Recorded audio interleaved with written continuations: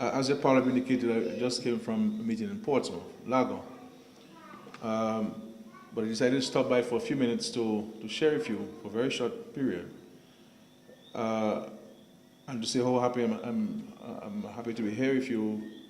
As you know, we've been having a series of town hall meetings in an effort to share with you where we are with the development of the country, but more critically to hear from you, the residents of the various communities, on how the government can continue to work with yourselves to improve your lives and improve the communities, and by extension, develop the country much better. So it is essentially a meeting hosted by the Member of Parliament for each of those constituencies. I will take off from the last question I was asked about the National Health Insurance Scheme, because I was listening on a drive from Portsmouth. And to say to you that we view this program as being very critical at this time, because all of us will understand how costly healthcare services have become the world over. And the world has changed so dramatically in that before a doctor performs the surgery, you must pay him up front. And in many instances, governments or hospitals or doctors are not even prepared to accept a letter from you saying, well, you will pay.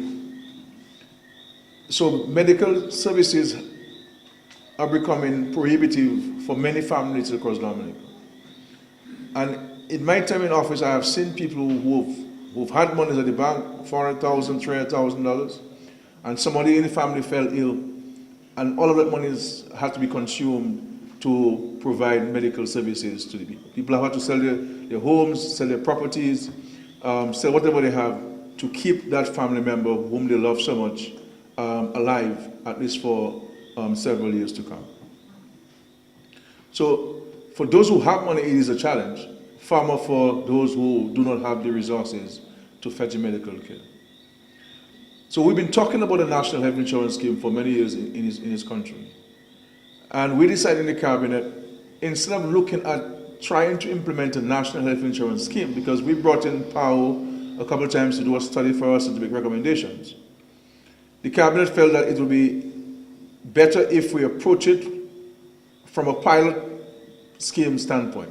Let us start it. Let us tackle a particular demographic in our society, the most vulnerable demographic in our society, and to see how it works, so that we can learn from these experiences with a view to implementing the program nationally.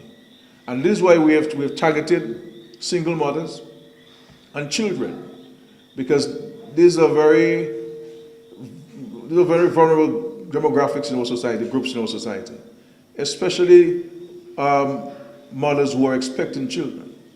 And I keep sharing in the communities where I speak that I have seen situations where, a young lady is pregnant, but because of maybe pre-existing health conditions, but maybe diabetic or hypertensive, and that precipitates, that brings about a number of challenges. And sometimes the person has to go to bed rest from the 3rd month or the 4th month of pregnancy, and have to go visit the doctor very often to do tests to ensure that the baby's health is good, and also the mother's health is good. And when you add this test and this doctor visit, it can be substantial. It can be prohibitive. And sometimes I have seen situations where families have had to skip a doctor's visit, skip a test, because they cannot afford to meet it. And our view is that in the second decade of the 21st century, that should not be. We should ensure that as far as practically possible, we provide medical care to people. So this is where the pilot health insurance scheme comes about, and that will be launched tomorrow morning to give effect to it. But notwithstanding the fact that it has not been officially launched, there are people who have already started to benefit from this program. So we have already sent somebody overseas from this pilot health insurance scheme. So it is working in a practical sense for many families. So that program will cover 80% of the total bill, medical bill that person would incur So we in fact covering 80% of that particular arrangement. And as Dr. Dara indicated, it will be managed by the DSS because they have the infrastructure in place, they have the experience in place, and also it will minimize on the operating cost of the fund. Because if you have to factor in the operating cost, then it will be much more than we would have to put forward. But in the longer run, certainly we will engage in insurance companies to see what they can, because they also have the experiences and infrastructure. And that $5 million will come from the Citizenship by Investment Program, government's direct contribution to this facility. So why am I on the CBI program? And I want to reassure the country that the program which we're running is run above board and in a very transparent and accountable manner. And we have to do so because we recognize that one error in this program can create problems for the entire program. And we believe that the prudent, responsible management, accountability of the program is critical. And because the resources coming from that is very important. It is a non-tax source of revenue, which means that we, the tax-paying public, are not contributing to it by way of our monies. And in a world where external sources of funding are dwindling, where countries are looking more inward, looking more at themselves rather than other countries. You hear people talking about their country first, and there's nothing wrong or critical of that, because a president, a prime minister was elected first to represent the interests of his people. So you cannot fault a president or a prime minister saying that in terms of how he sees his own leadership. But we have to face that reality, that as time goes by, because the world is becoming so uncertain, that countries like ours will have to do more for ourselves by ourselves. And I was just saying in Lago Portsmouth this evening, I have not met one Dominican who has told me that it is his pleasure or her pleasure to pay taxes. Every Dominican who has spoken to me about taxes always tell me to reduce tax here, reduce the import duty on this. Can we not reduce VAT? Can we not take out VAT on this? You know, the excise tax is too high. The import duty is too high. Everybody who we met have told me we need to reduce on taxes. And therefore, the demands that we place on our government, on our country, we have to find the resources. The question is, where do you find the resources? Because a country has very limited avenues or means of raising funding. Taxation, loans, grants, and in some cases, non-tax revenue. That's where the CBI comes in. So if you are not prepared to pay more taxes or new taxes, right, and grants are dwindling because of the present realities of the world. Since 2008, the economic crisis, we have not fully recovered in the world. Countries are still reeling from this particular phenomenon. And if you were to go and take loans, it's going to increase on your debt stock. Once you increase your debt, you now have to find an increased amount of money to service those debts. Where do you get it from? From tax revenue. So even if your decision to increase taxes, you have to be very careful to what extent you increase the taxes, because at the end of the day, you have to pay for it. And when I say you, it means all of us in the country. And so we welcome the revenue from the CBI. And this is why also we are investing it wisely. We invest in it to reduce on poverty levels in our country. And we also invest in it to create sustainable jobs and to expand the economy, to grow the economy, to put us in a more independent footing. So that when the CBI would have come to an end, when we would have seen a dramatic decrease in the CBI, because we're not fools. We know that it's not going to be for us forever. We know that the amount of money we're getting from it now, we will not always get it. And therefore, you have to prepare for rainy days. You have to prepare for difficult times. And this is why we invest in the money, to ensure that when those rainy days come, we can go to our investment and get the monies from it. So that's what we're doing. Building infrastructure, making us more competitive to attract investments. These are the things we're doing with the CBI funds, and also reducing poverty levels, building homes, building washrooms for people. Because once we can improve the housing condition of people, access to sanitation, poverty levels will certainly go down, because these things are important variables when one is defining poverty in our countries. So these are the things that we're doing, my dear brothers and sisters. I know you have some local issues there, and of course one of the major issues you had in this greater area, Despot, Corona, Sylvania, was water. And we invest in a substantial amount of money in your water system. And with Erica passing, we had to, I believe the budget may have been increased by over $2 million to address some of the Erica issues, washing away pipes, damaging the pipes that were already established and so forth. But we were committed to ensuring that these developing communities would have access to a very important source, and that is water. So we're committed to this, and I'm happy to note that we made some progress on it. Though usually got in 2015, but as Mr. Blackman indicated, Erica came and all our priorities were scattered across the country. But we're committed to that, and I'm sure you have an improved access to water. We started some work on the Despot Road. I know it's incomplete, and there's committed funds for that, so you will complete this. The PARP has been lobbying very heavily in the cabinet, and he's been lobbying me bilaterally on the Despot Campbell Road. And I believe that he has made a very strong case to justify the need to construct that road for a number of reasons. This whole area is very vulnerable, and sometimes access can be compromised. You know, either a Campbell end or through the Sylvania Corona area. And that road will cost about $1.7 million. So it is not a little bit of money. This is why every request we put at the feet of the government, there was money to it. But we recognize the importance of it.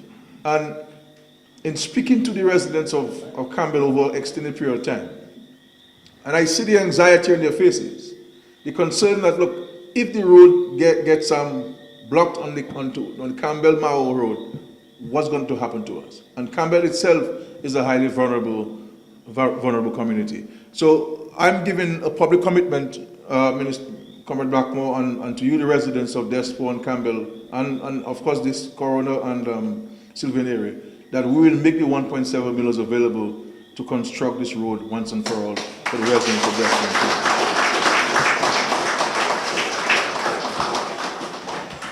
And our hope is that once constructed, it will certainly enhance the possibilities and opportunities for you in those two communities and so forth. Very vulnerable communities.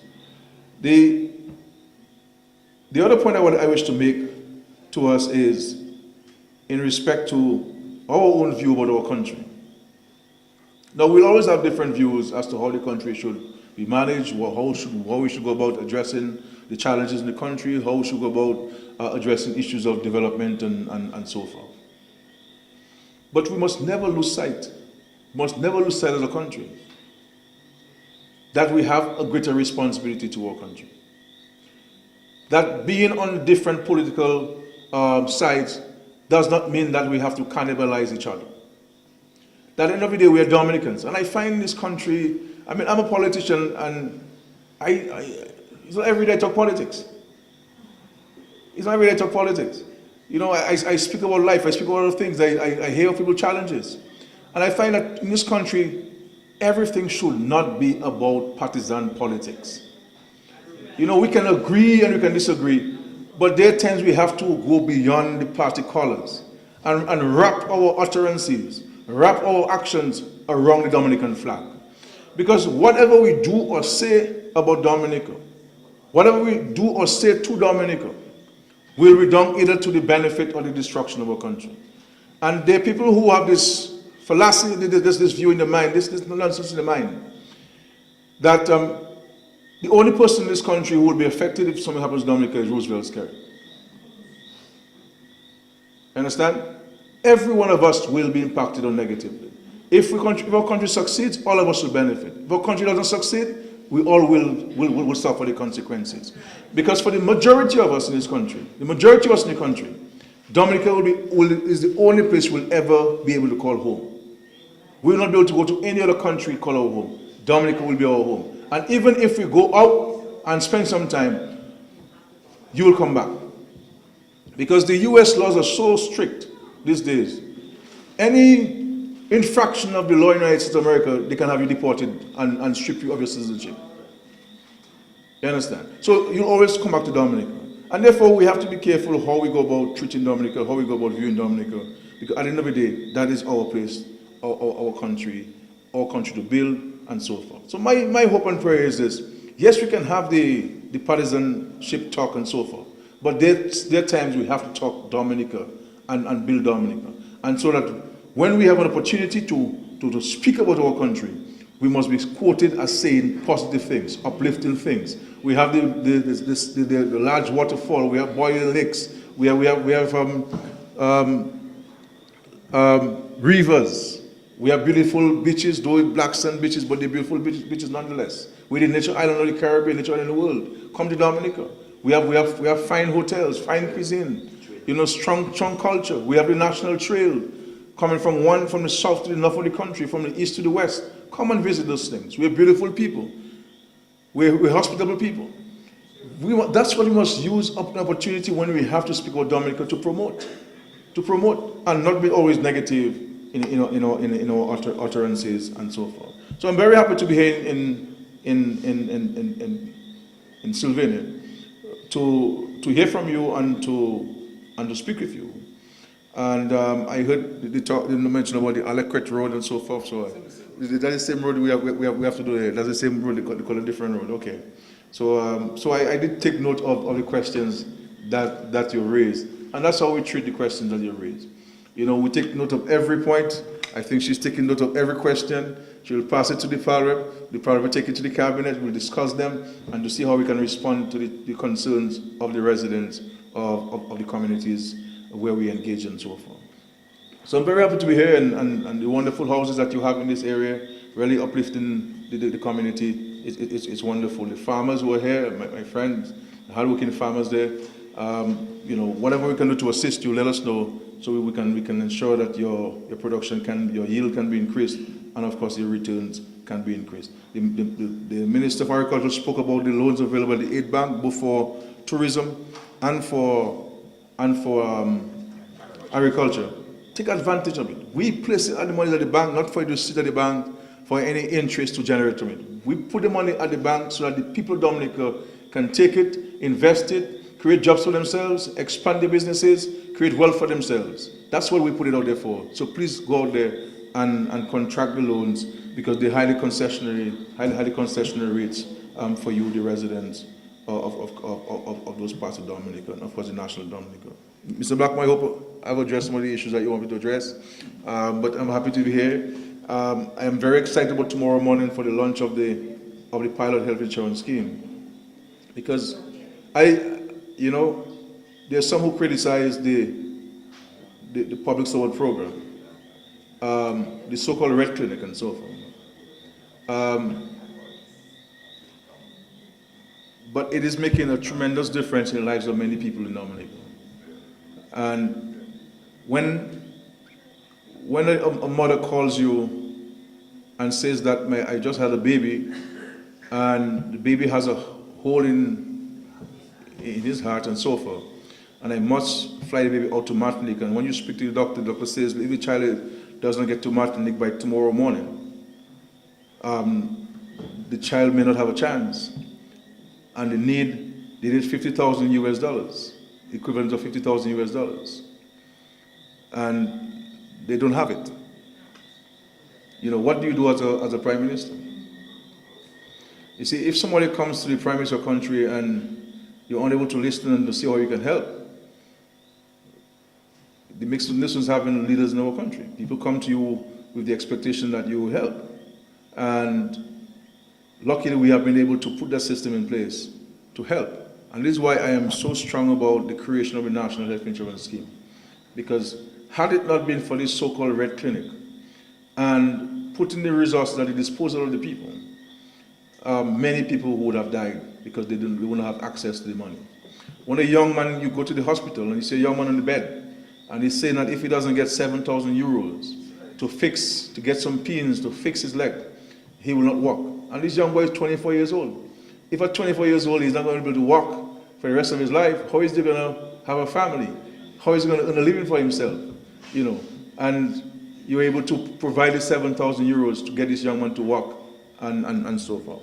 There's a gentleman who doctor said he would not work and insisted that he wanted to go to Martinique to see. We helped him go to Martinique, and the guy is working now, but it cost the government quite a bit of money. But it's a young people who we have to give opportunities to things. People who are suffering from breast cancer. You perform the surgery here, but you must go out to Dominica for the post-cancer treatment. How do we say no to these people? And this is the kind of things we do to help the many families. And contrary to what people believe, because you never know somebody's financial standing. You may think the person has money, but the person has challenges more than you and me. And people at different points in life will have challenges, and we have to work together to ensure that we can assist them in overcoming the challenges. So I don't want to take you too long because we have to go to work early tomorrow morning, all of us. But I'm happy to be here this evening and to interact with you. And I look forward to the completion of the Despo Road, a wonderful village down there. I also look forward to the commencement of the Link Road. There's a councillor, I can't remember his name, is Esprit, his last name? I'm looking for him in the audience, but he's not here tonight, but he's from Campbell. But always very strong and always asking about this road and making representation. He was in the council for a very long time. I think he may have been chairman at one time. Michel Esprit, he's very strong on this road, always raising the issue about the road and so forth, because of the importance they recognize this road has for them. So I want to thank you for listening to me, and may God bless you, may God bless your families. Thank you.